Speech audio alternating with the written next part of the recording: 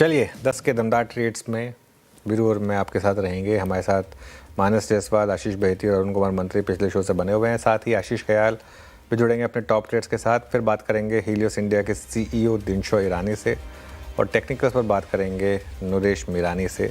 आशीष से जानेंगे कि कोल इंडिया के OFS को इतना ज़बरदस्त रिस्पॉन्स आखिर क्यों मिल रहा है। सरकार ने भी अपना ग्रीन शू ऑप्शन पूरा यूज़ किया है, तो इस पर होगी बातचीत। लेकिन इससे पहले एक नज़र ज़रा बाज़ार पर, और बाज़ार एकदम नीरस है आज। शुरुआत अच्छी हुई लेकिन उसके बाद हम थोड़ा फिसले और अब निफ्टी एकदम फ्लैट है, कोई मूव नहीं है। बैंक निफ्टी बिल्कुल फ्लैट है, कोई मूव नहीं है। एडवांस डिक्लाइन लेकर आइए। इनफैक्ट फ़ोटो ले लीजिए, जितने बढ़ने वाले शेयर उतने ही गिरने वाले share, exact same number. Advance decline 1:1 का एकदम सेम रेशो आज। इन टर्म्स ऑफ स्टॉक, हालांकि मिड कैप इंडेक्स नीचे आया है।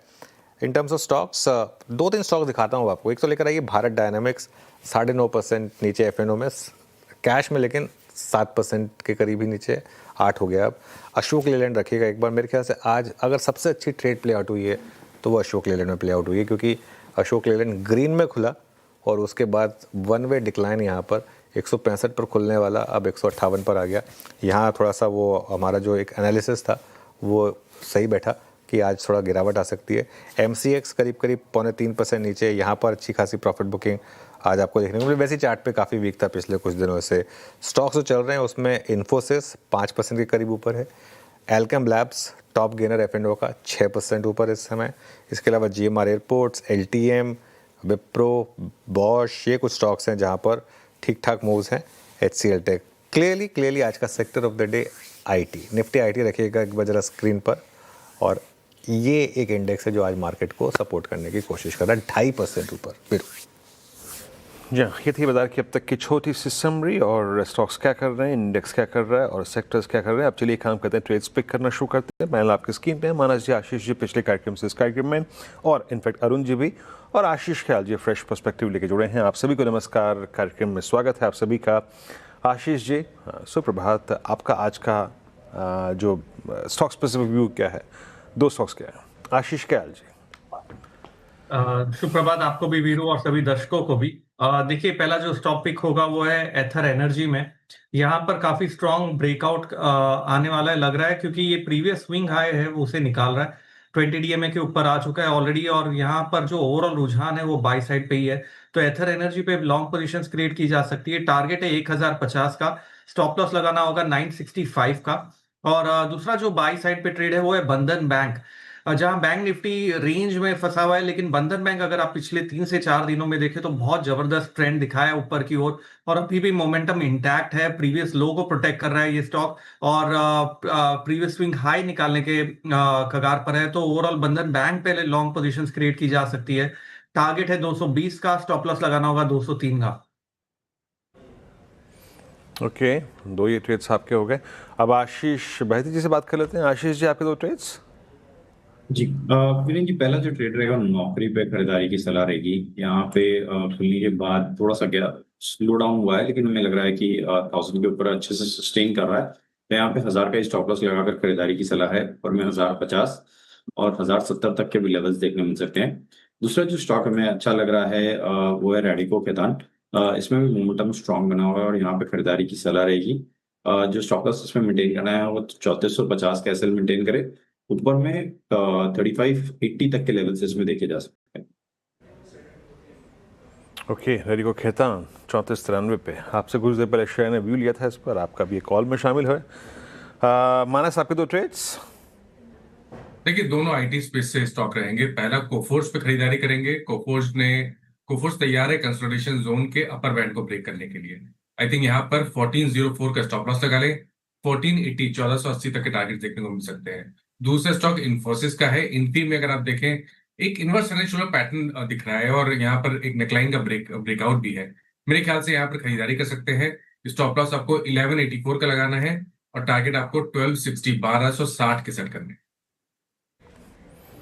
ओके, इन्फोसिस आप इस वक्त IT पे मेहरबान हैं और शानदार मूव यहाँ पर। अब चलते हैं अरुण जी के पास। अरुण जी, अच्छा एक बार अरुण जी के पास जाऊँ उससे पहले ज़रा प्लीज़ देखिए आइएगा आप HDFC बैंक। हम बुधवार को इसके बारे में बात कर ही रहे थे। कुछ समाचार पत्रों की रिपोर्ट्स के बाद ये सिंक हुआ था। HDFC बैंक एट 757, ये थोड़ी सी अगर आप देखें आज रिकवरी दिखा रहा है, खुला, हालांकि खुला काफ़ी कमज़ोर था। अरुण जी, आपके दो ट्रेड्स। जी वीरेंद्र जी, टाटा कंज्यूमर में एक अच्छा रिवर्सल देखने को मिल रहा है। अभी तक मोमेंटम बना नहीं है, पर ये मोमेंटम मुझे लग रहा है डेफिनेटली कैरी होना चाहिए 1250 के आसपास। तो 1206 1207 के आसपास चल रहा है, इसी लेवल के आसपास बाय करें। 1250 के पोजिशनल टारगेट रहेंगे और 1192 का स्टॉप लॉस रहेगा। दूसरा वीरेंद्र जी, मुझे लग रहा है CDSL में अच्छा मोमेंटम है। इसके बाद HDFC AMC में भी मुझे लग रहा है यहाँ से एक अच्छा मोमेंटम आना चाहिए। तो HDFC AMC को खरीदने की सलाह रहेगी। 2691 का स्टॉप लॉस रहेगा और 2802 तक के टारगेट्स HDFC AMC में आ सकते। ओके, ठीक है। मीनवाइल एक बार LTM लेकर आइए। आज IT का दिन है पूरा का पूरा। LTM में अच्छा मूव आ रहा है और LTM भी इस समय डे हाई पर आपको ट्रेड करता हुआ दिखाई देगा। इसके अलावा और क्या इंटरेस्टिंग है स्टॉक जहां पर ठीक ठाक मूव्स हैं? इसमें JSW एनर्जी दिखाएंगे एक बार जरा मुझे। JSW एनर्जी देखें जरा, डे हाई पर JSW एनर्जी भी ट्रेड कर रहा है। एक मानस है, इस पर एक ट्रेड बताएंगे। JSW एनर्जी पर कोई व्यू होगा? देखिए, पैटर्न तो बहुत पॉजिटिव है और कल ही हमने लास्ट सेशन में ही हमने ब्रेकआउट देखा। 590 का एक बहुत ही अहम रेजिस्टेंस स्टॉक ने ब्रेक किया। आई थिंक 700 रुपए के टारगेट पॉसिबल है। कभी भी कोई गिरावट मिले तो 570 के स्टॉप लॉस से एक पोजीशन रेट लिया जा सकता है। ओके, चलिए अब आगे बढ़ते हैं। हमारे साथ हीलियोस इंडिया के CEO दिनशो ईरानी मौजूद हैं। उनसे समझते हैं कि मार्केट में अब उनकी क्या रणनीति है। दिनशो जी, गुड मॉर्निंग। एक चीज़ तो स्क्रीन क्लियरली कह रही है कि मार्केट में रेजिलियंस है। इतना कुछ होता है लेकिन मार्केट गिरने को तैयार नहीं है। रैली नहीं सस्टेन हो रही, वो अलग बात है, लेकिन रेजिलियंस है। मिड कैप इंडेक्स लगातार ऑल टाइम हाई लगा रहा है। क्या एक सेंस दे रहा है मार्केट की एक पैसा लगाने का समय है इस मार्केट में? ये अनुज जी, पहले तो धन्यवाद आपका, आपके शो पर आमंत्रित करने के लिए और आपके दर्शकों को वेरी गुड मॉर्निंग। सो अनुज जी, एक्चुअली हम तो बड़े खुश हो गए जब ये क्वार्टरली नंबर्स हमें दिखने लगे, क्योंकि एक्चुअली जो झड़प हो रही है, मेजर जो हो रहे हैं पूरे बाजार के लिए, पूरी दुनिया के लिए, फॉरगेट अबाउट आवर बाजार, पूरी दुनिया के लिए जो मेजर हो रहे हैं वो यही है जो गल्फ में हो रहा है रीजन में। तो वो तो सुलटने वाला है। वो आप सबको पता है कि ये महीना लग जाएगा, शायद हफ्ता लग जाए, पता नहीं, पर सुलटने वाला है। दोनों साइड अभी तंग आ गए हैं। They both want to settle. तो ये ओवरहैंग तो जाने वाला है। अभी आफ्टर दैट क्या, उसके बाद क्या आप देख रहे हैं, वो हम देख रहे हैं क्वार्टरली नंबर्स। और एक्चुअली जो क्वार्टरली नंबर्स आए वो बड़े ही एनकरेजिंग थे, क्योंकि आप देखिए ओवरऑल नंबर्स तो इतने बढ़िया नहीं दिख रहे। हम तो जो कैलकुलेट करते हैं एवरी डे के हिसाब से कैलकुलेट करते हैं। कल शाम तक जो भी नंबर्स आए थे, ऑलमोस्ट 94% मार्केट कैप, NSE 500 की बात कर रहा हूँ, रिपोर्टेड द नंबर्स। और उनमें अगर जो आप देखें तो ओवरऑल नंबर्स तो कोई 14-15% ग्रोथ दिख रही है आपको, which is a very decent growth, कि गिवन के मार्च में एक पूरा महीना चला गया ये झड़प के चलते, उसके बावजूद ये 14-15% ग्रोथ दिख रही है। लेकिन आप कंपोनेंट्स में ब्रेक करें तो मिड कैप, उसमें ग्रोथ कोई 27-28% अर्निंग्स ग्रोथ दिख रही है आपको मिड कैप में। और ये एक नॉर्मलाइज ग्रोथ हम बात कर रहे हैं, जहां पे हमने एक्चुअली जो कंपनियां लॉस से प्रॉफिट में गई, जो काफी स्विंग हो जाता है जिसकी वजह से ग्रोथ, वो सब हटा दी हमने। उसके बावजूद हमें 27-28% ग्रोथ दिख रहा है, जो कि बहुत ही बढ़िया ग्रोथ नंबर है। स्मॉल कैप में वही नंबर कोई 17-18% दिख रहा है और लार्ज कैप में एज यूजुअल 10-11% दिख रहा है। तो बेसिकली हम यही सोच रहे हैं कि अभी जो मेजर जो ये मार्केट में अनसर्टेनिटी रहती, तो ऑब्वियसली लार्ज कैप एक अच्छा बेस था जहां आप अपना पैसा पार्क कर सकते थे ज्यादा वोलेटिलिटी के बगैर। लेकिन अभी हमें लग रहा है कि एग्रेशन का टाइम आ गया है। ये क्वार्टर जो जून का क्वार्टर है, ऑब्वियसली आज की तारीख में अगर जो आप हमें पूछेंगे तो हमें तो ऐसे ही लग रहा है कि शायद नंबर्स इतने बढ़िया ना है, क्योंकि जो मेजर जो रैली हुआ कमोडिटीज में वगैरह, वो ये क्वार्टर में इम्पैक्ट आएगा सबको। लेकिन जो हमें डिमांड के नंबर्स दिख रहे हैं, हमें ऐसा लग रहा है कि काफी कॉर्पोरेट्स अभी प्राइस हाइक्स लेके भी उनको डिमांड फिर भी अच्छी दिख रही है। ऑटोज में आपने देख लिया है जो मई के नंबर आने वाले हैं, वो काफी अच्छे नंबर लग रहे हैं। एटलीस्ट द PV स्पेस में जो बहुत नंबर बहुत बढ़िया दिख रहे हैं। तो इसलिए हमें लग रहा है कि एब्जॉर्ब हो सकता है डिमांड जो है कंज्यूमर की काफी रेजिलिएंट है, और इसीलिए हमें लग रहा है कि अभी अगेन रीलुक करना चाहिए बाजार का। ऑलरेडी हम तो 100% इन्वेस्टेड है। हम तो हमेशा बोलते हैं कि कैश रख के इस मार्केट में फायदा नहीं है, क्योंकि ग्रोइंग मार्केट लाइक इंडिया, वहां पे हमेशा अपॉर्चुनिटीज रहती हैं, इसलिए we are fully invested. But आगे हमें लग रहा है कि अभी एक सबसे बुरा समय खत्म हो गया है और अभी अच्छा समय हमारा चालू होने वाला है। बुरा वक्त खत्म हो चुका है, अच्छा समय आने वाला है। दिनशो जी, वो चश्मा कहाँ गया आपका?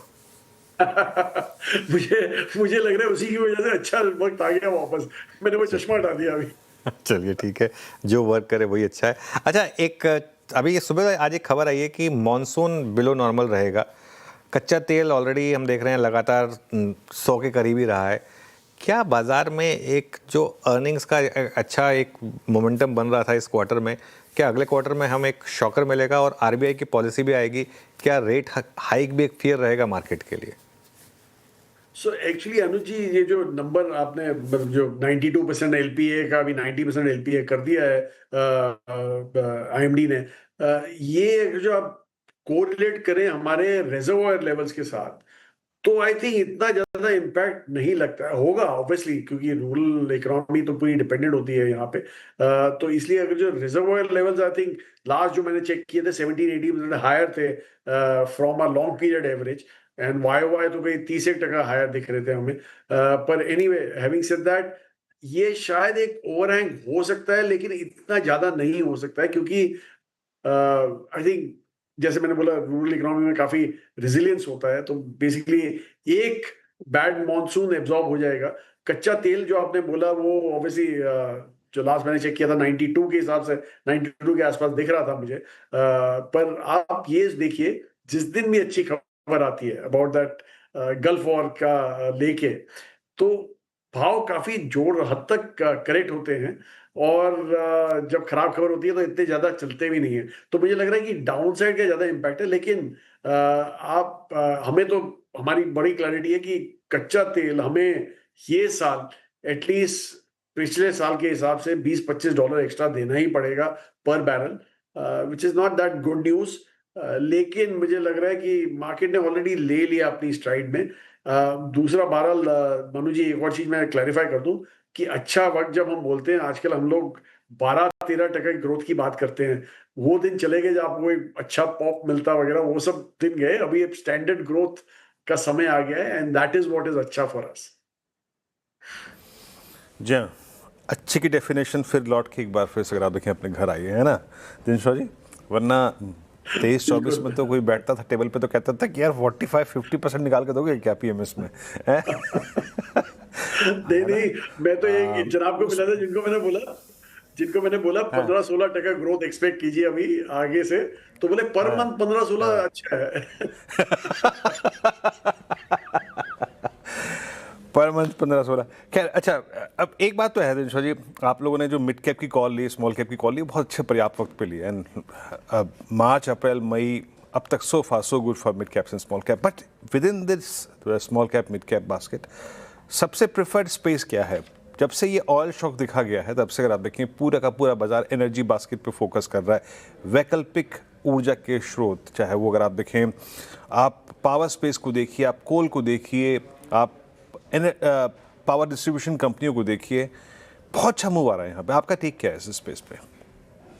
जी एक्चुअली ये बराबर बोला आपने। हमें भी अभी आप अपना मे का पोर्टफोलियो देखेंगे तो आप काफी चेंजेस देखेंगे वहाँ पे। लार्ज कैप्स रिडक्शन होके मिड एंड स्मॉल में इंक्रीज हो रहा है, वो सब आप देखेंगे। प्लस नए नाम भी आए हैं, और नए नाम mainly energy space and new age consumption space में काफी हमने नाम 2-3 नाम ऐड किए हैं यहाँ पे।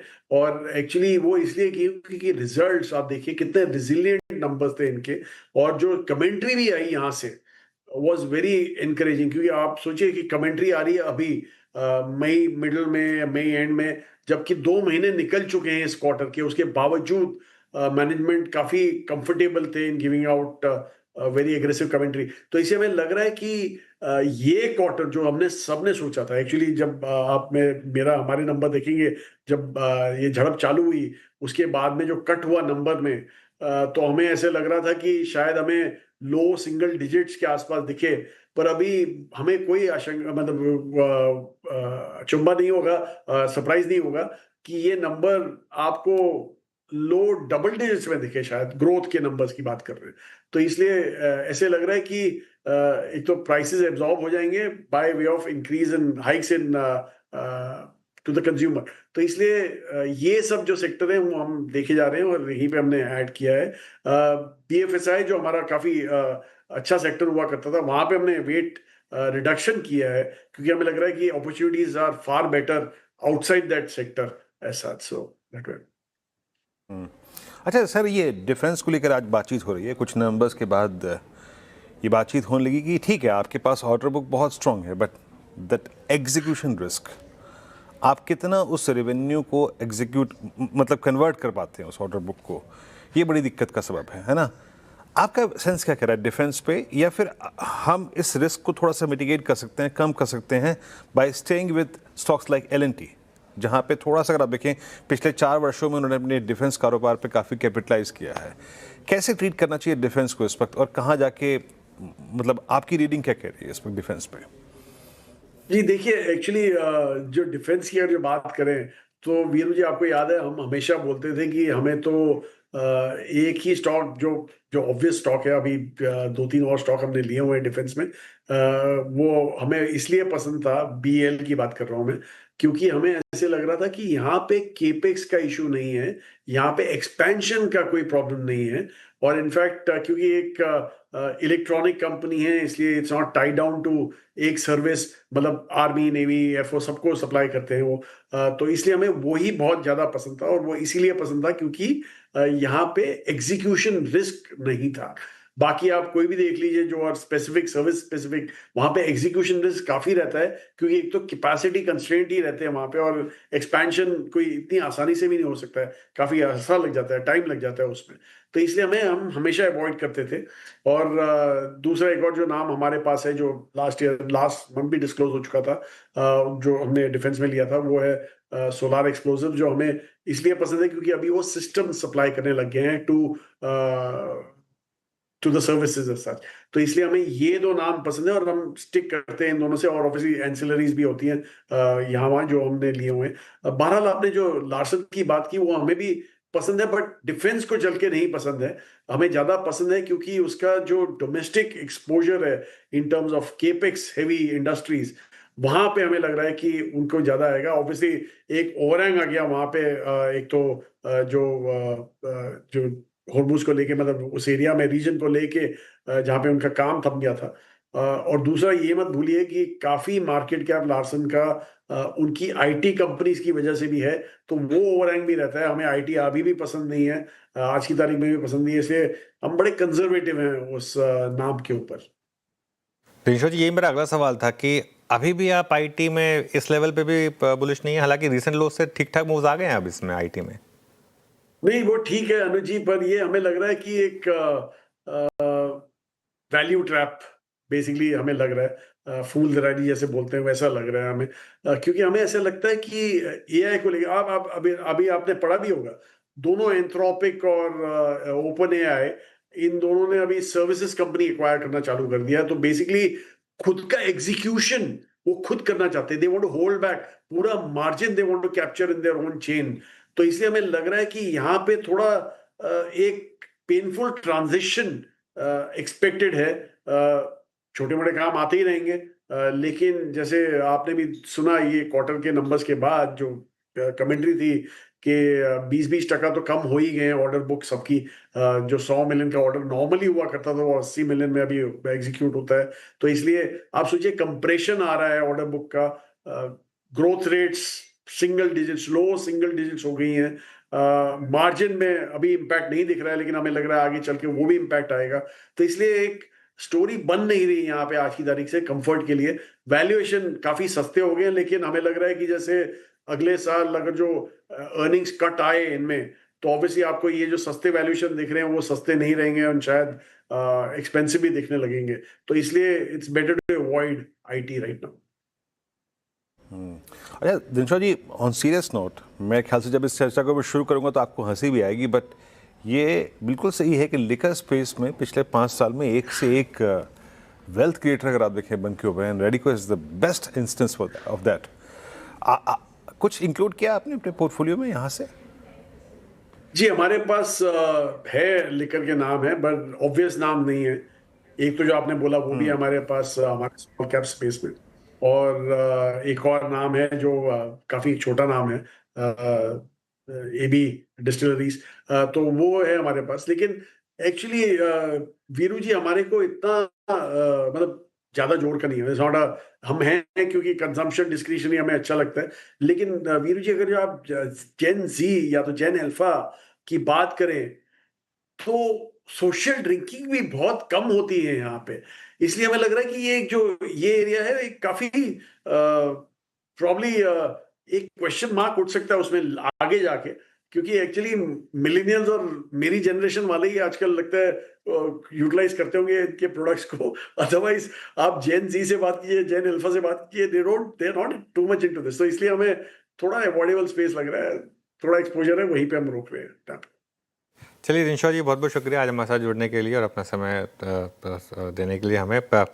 आगे बढ़ते हैं अब और बात करते हैं कोल इंडिया के ऑफर फॉर सेल की, जो कि आज रिटेल के लिए खुला है। नॉन रिटेल का हिस्सा 8 गुना भरा था। आशीष से जानते हैं कि आखिर ओएफएस को इतना अच्छा रिस्पांस क्यों मिल रहा है। आशीष बताइए। सर ज़बरदस्त डिमांड यहाँ पर आपको देखने को मिल रही है। 8 गुना नॉन रिटेल की तरफ से यहाँ पर हमने देखा था कि परसों सब्सक्रिप्शन आया। अब खास बात है कि जो फ्लोर प्राइस था 412 रुपये का, इसका अब कोई मतलब नहीं रह गया, क्योंकि अगर आप इसकी क्लियरिंग प्राइस देखें नॉन रिटेल के लिए तो 447 रुपये के करीब आ रही है। और स्टॉक देखिए, ऐसा लग रहा था कि बहुत बड़ी गिरावट आ जाएगी क्योंकि 10% का डिस्काउंट था जब इस ओएफएस का अनाउंसमेंट आया, लेकिन इनफैक्ट ये उस दिन भी बंद ऊपर हुआ था और आज भी देखें तो तकरीबन 1.5-2% ऊपर ही आपको नजर आएगा। बहुत सारे कारण हैं जिसके चलते कोल इंडिया लगातार डिमांड में बना हुआ है। सबसे पहले आप देखें तो थोड़ी देर पहले हम जान भी रहे थे कि मानसून का अनुमान इस बार भारत में थोड़ा सा कमज़ोर ही लग रहा है, लेकिन सिर्फ भारत में नहीं है। खास बात है कि चाइना की तरफ से भी आप देखें तो यहाँ पर अपडेट्स ये हैं कि वहाँ पर भी आपको एल नीनो का इम्पैक्ट आपको देखने को मिलेगा। और पावर की डिमांड भारत में तो ऐसे बढ़ रही है कि बहुत तेज़ी से, आप ये समझिए कि मई के महीने में 250 गीगावाट के आसपास की पीक पावर डिमांड आपको देखने को मिल रही है। अब हो रहा है कि आगे जाके और एक्सपेक्टेड है कि पावर की डिमांड आपको बढ़ती हुई नज़र आ सकती है। चाइना इंडिया दोनों में एल नीनो है, तो जाहिर सी बात है कि पावर की डिमांड यहाँ से और बढ़ेगी। लेकिन अगर आप ग्लोबल प्राइजेस देखें, हालांकि पूरी तरीके से तालमेल नहीं होता, लेकिन ई ऑक्शन तो इनके बढ़ ही जाते हैं। अब ग्लोबल प्राइजेस काफ़ी ज़्यादा बढ़े हैं और चाइना की तरफ से लगातार खरीदारी हो रही है। चाइना इंडोनेशिया से भी कोल खरीद रहा है और इसी के चलते इंडोनेशिया के जो कोल प्राइसेस हैं इसमें पिछले मंथ के मुकाबले तकरीबन 12% की आपको बढ़त देखने को मिली है। कोल इंडिया की खास बात है कि ये स्टॉक है ना, ज़्यादातर सस्ता ही रहता है।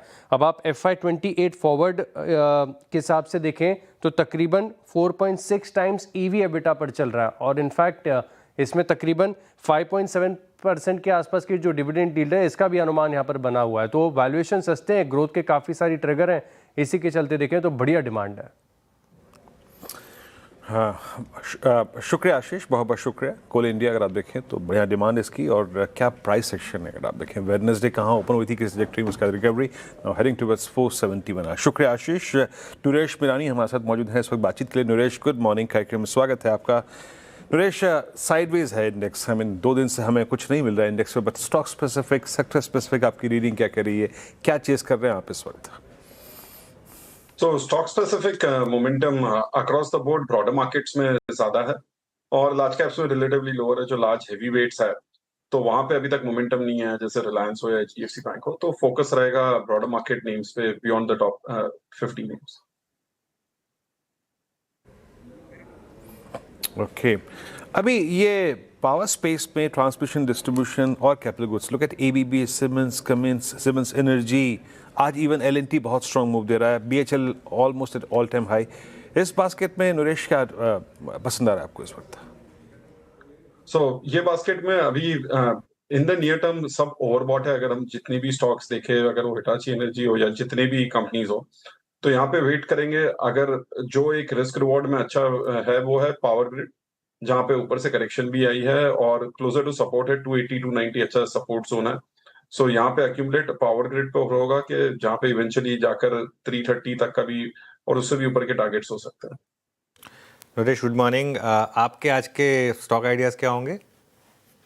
तो सबसे पहले बाय रहेगा आरबीएल बैंक पर, जहां पे अगर हम देखें तो लास्ट 3-4 महीनों में भी रिलेटिव स्ट्रेंथ बहुत अच्छा रहा है और 350 का एक प्राइस पॉइंट है जहां पे जाके वो लगातार रेजिस्टेंस ले रहा है और वो ब्रेकआउट हो सकता है गोइंग फॉरवर्ड। तो प्रीएम्प्टिव ट्रेड है, स्टॉप लॉस होगा 335 का, टारगेट होगा 370 का।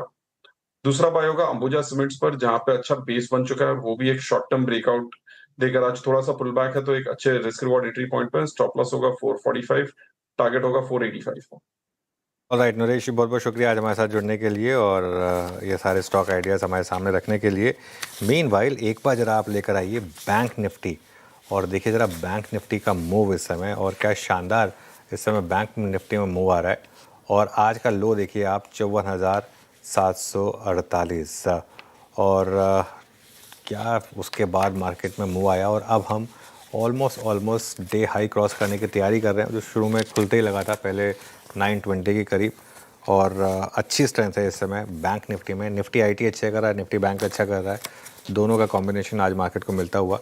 हालांकि ब्रॉडर मार्केट अभी भी थोड़ी इफ़ी है, लेकिन ठीक है, फिर भी ठीक ठाक स्टॉक्स यहाँ पर मूव कर रहे हैं। चलिए इस शो को समेट रहे हैं और इसके बाद आप श्रेया के साथ देखिए ट्रेडर्स हॉटलाइन।